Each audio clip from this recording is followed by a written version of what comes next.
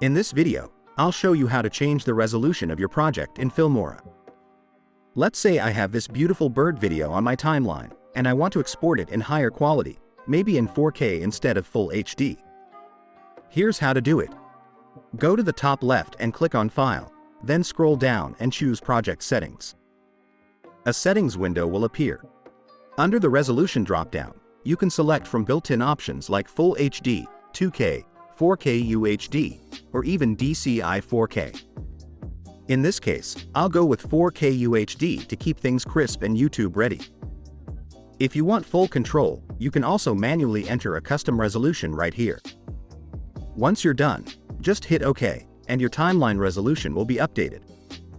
And if you ever want to go back to another resolution like Full HD, just repeat the same steps through project settings. That's it. Now your bird footage is ready to be exported in the resolution you need. If this video helped you, feel free to like and subscribe, and stay tuned for more Filmora tutorials.